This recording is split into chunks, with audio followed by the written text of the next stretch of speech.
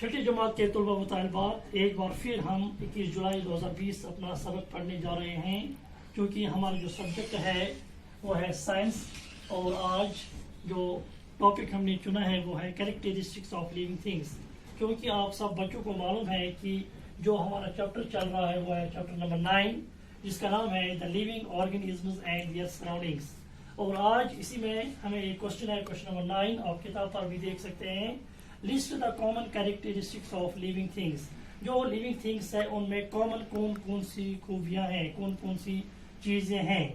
لہذا اس کے لیے سمجھنے کے لیے میں نے یہاں بنایا ہے پلانٹ، آپ دیکھ سکتے ہیں، ڈک آپ یہ بھی دیکھ سکتے ہیں۔ یہ دو چیزیں جو ہیں یہ کیا ہے، یہ لیونگ تھنگس ہیں۔ اور میں نے یہاں ایک برک بنائی ہے، اینٹ بنائی ہے، اور ایک سٹون پتھر بنائی ہے، یہ دو نان لیونگ تھنگس ہے۔ اگر ہم کمپیریزن کریں گے، موازنہ کریں گے ان دو چیزوں میں اور ان دو چیزوں میں، آپ کو کیا لگتا ہے؟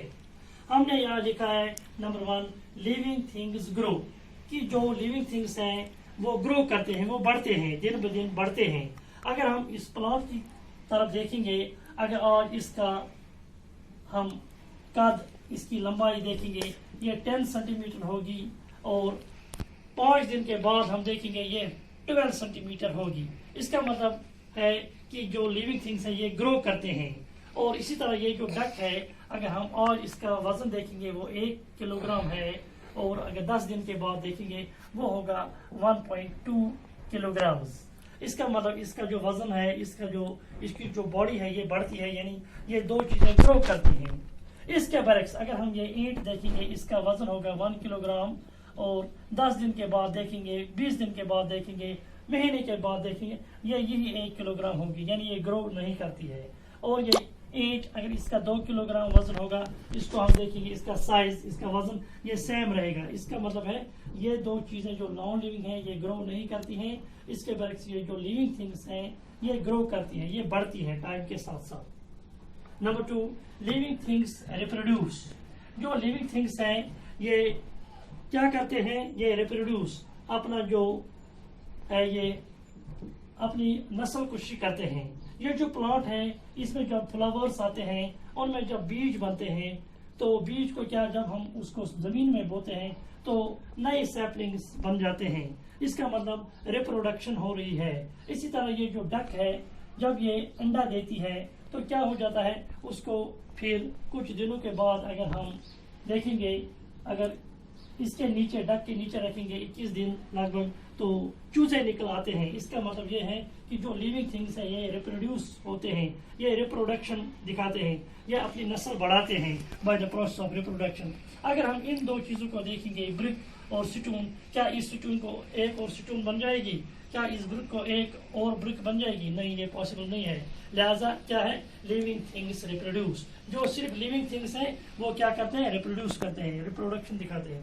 Number 3 living things take food. جو لیونگ تھنگس ہیں آپ کو پتا ہے یہ غذا لیتے ہیں۔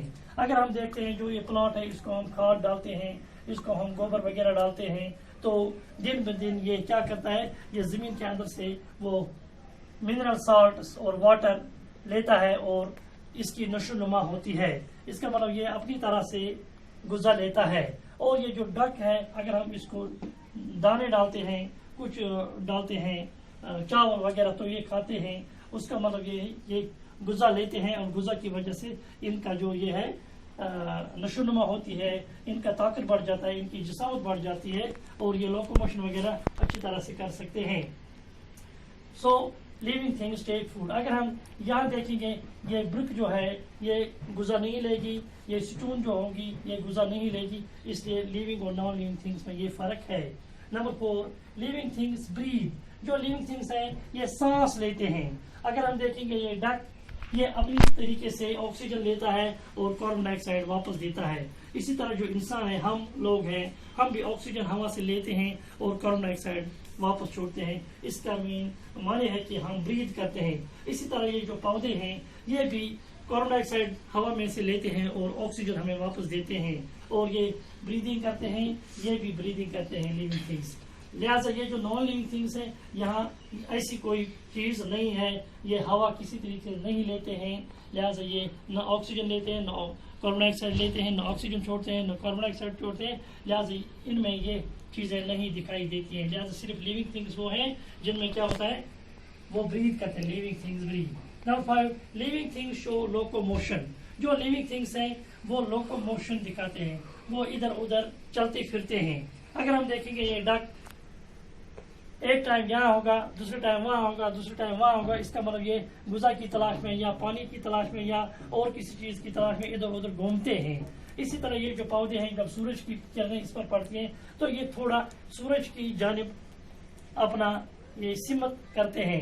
जब सूरज दूसरी जानिब होता है तो इसके जो पौधे हैं, इसके जो पत्ते हैं, इसके जो ये टहनियाँ हैं या इसके जो फूल हैं वो थोड़ा उस तरफ मूव करती हैं। इसका मतलब ये है कि लिविंग थिंग जो है वो क्या है, वो लोकोमोशन करते हैं।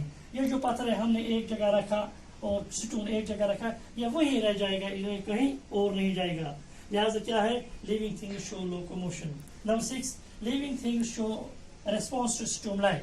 जब हम लिविंग थिंग्स में कोई चीज ऐसे देखते हैं कि यहाँ सूरज की गर्मी ज्यादा होती है तो ये जो लिविंग थिंग्स हैं ये सूरज की गर्मी से अपने आप को बचाने के लिए दूसरी किसी जानिब भाग जाते हैं अपने आप को महफूज रखने के लिए।